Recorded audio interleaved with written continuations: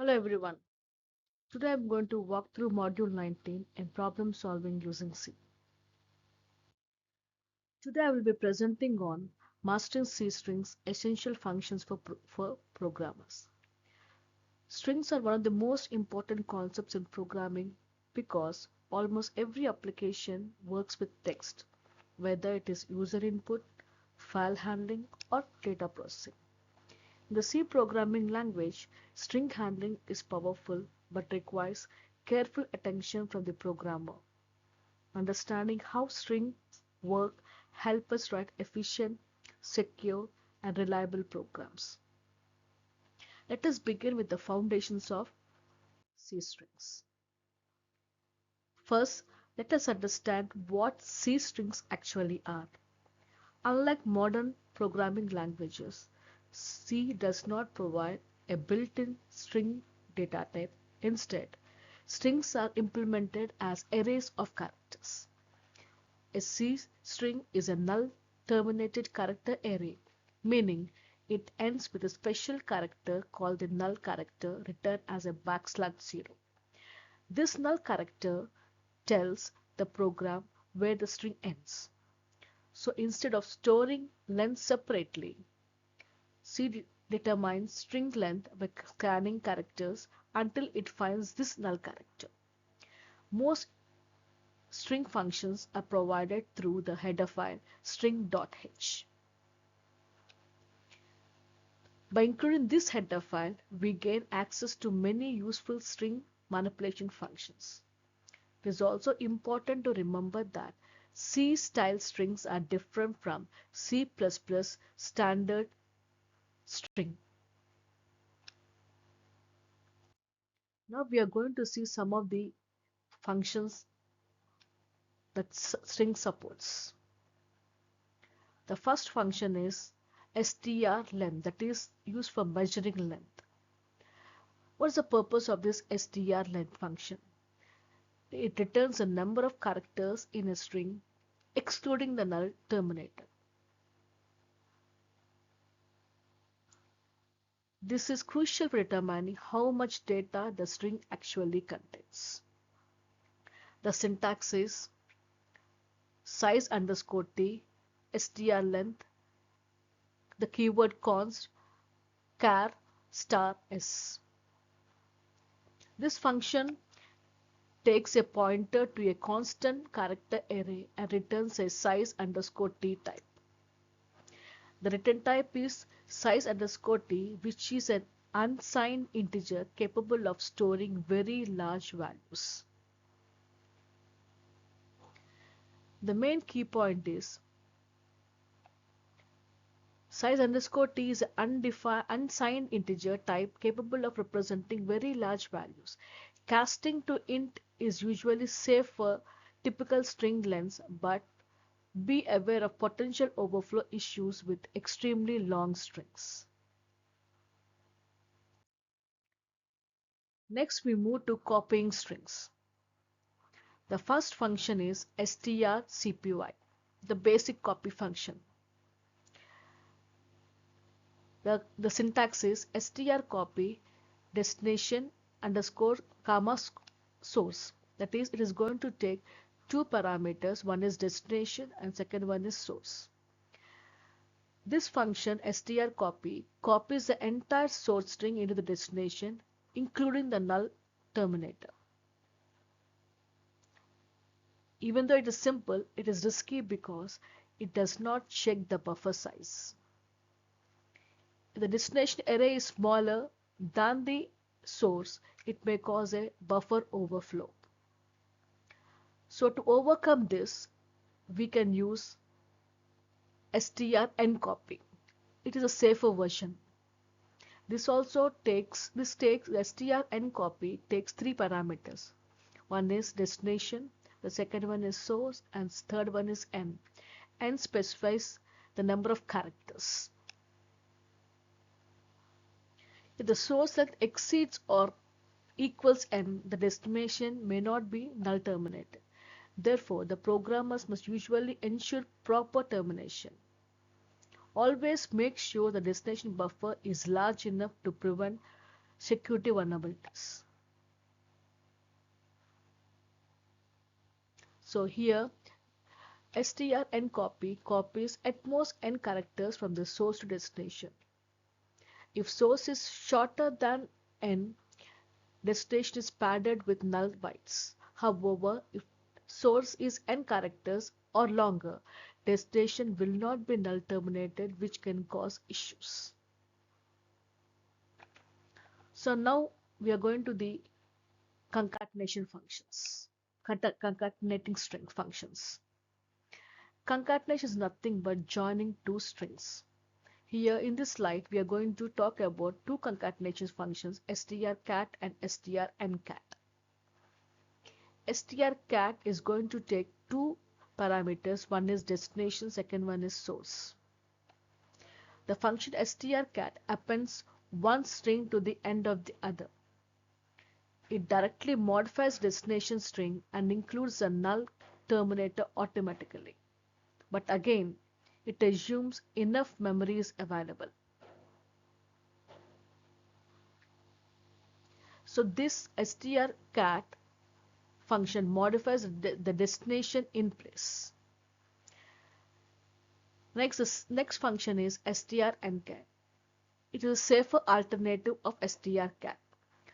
This function strncat appends only a specified number of characters and always null terminates a result. Both functions require destination has sufficient space and to hold the concatenated result. Always check buffer sizes before concatenating to avoid overflows.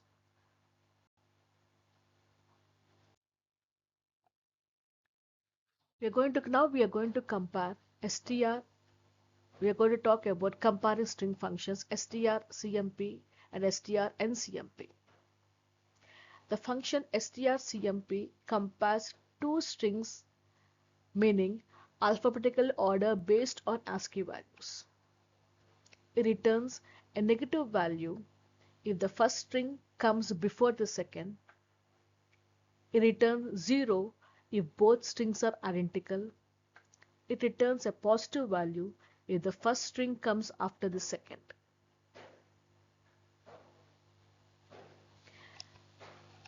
The function strcmp performs comparison only up to n characters. This is useful when comparing prefixes or partial strings. Both functions are case sensitive. For case insensitivity comparisons, programmers must convert characters to same case or use special functions like strcmp.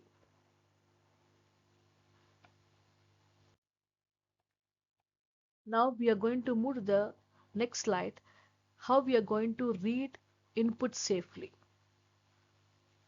Reading input safely is extremely important.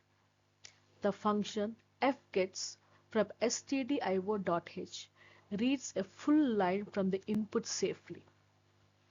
It reads up to n-1 characters and automatically adds a null terminator.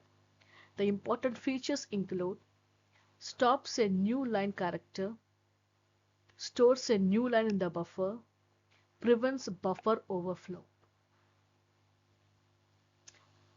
So one of the advantages, unlike the deprecated getters function, fgetters prevents buffer overflows by limiting the number of characters read. This makes the recommended choice for reading user input. So in other sense, unlike the old and unsafe getters function, fgetters limits the input size, making it the recommended method for user input. Now we are going to see how we are going to write the output by using fputs. The main purpose of fputs is going to write a string to a specified stream, excluding the null character. This function is part of stdio.h and is useful for outputting strings to files or standard output. So, in other words, this function writes a string to a specified output stream such as a console or a file. the syntax is int f puts. Here we are going to use a word const char, and we are going to indicate star s as a pointer. Then we are going to specify file keyword start stream. So it returns a non-negative. This function returns a non-negative value on success or EOF on error. So this fputs function writes characters except the null terminator and returns a non-negative value on success. Fputs is efficient for printing strings without formatting.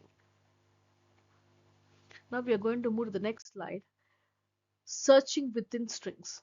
We can search within strings by using two functions, strchr, strrchr. Sometimes why we require these functions? Sometimes we need to locate characters inside strings. The function strchr finds the first occurrence of a character. The function strrchr finds the last occurrence of a character. Both the functions return a pointer to the matching character or null if not found. Since the pointer refers to the original string, any modification using this pointer changes the original data. The syntax of strchr is s comma c. So s is a string and c is a character to be found. It's going to find the first occurrence of the character c in string s, and is going to return a pointer to the character or null if not found. And moreover, it is useful for finding delimiters or special characters. Now coming to strrchr, it is also going to take two parameters, s and c. S stands for string and c stands for character. It's going to find the last occurrence of the character c in string s. It is also going to return a pointer to the character or a null if not found. Moreover, this is particularly useful for finding the last occurrence of a character in a path or file name. Both the functions scan the string from left to right or right to left and return a pointer that can be used for access or modify the found character. The return pointer points into the original string, so modifications affect the source data. Now we are just going to see overview of what we have learned in this presentation. So what are the building blocks? The building blocks are these functions form the fundamental building blocks for C programming, enabling efficient text manipulation and string processing in your application. All these functions together form the foundation of string manipulations. They allow programmers to measure, copy, combine, compare, search, and safely handle text data.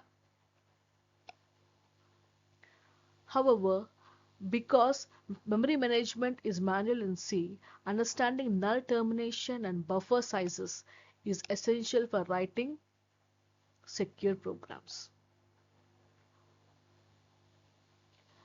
Mastering these tools unlocks efficient text manipulation capabilities, empowering you to handle complex string operations with confidence and precise.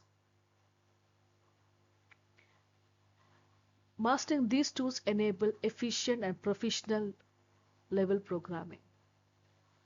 To conclude, C's string functions are powerful but require responsibility from the programmer. By carefully managing memory and understanding how each function works, we can build robust, secure, and efficient applications. Mastering C strings is a key step towards becoming a strong systems programmer. Thank you.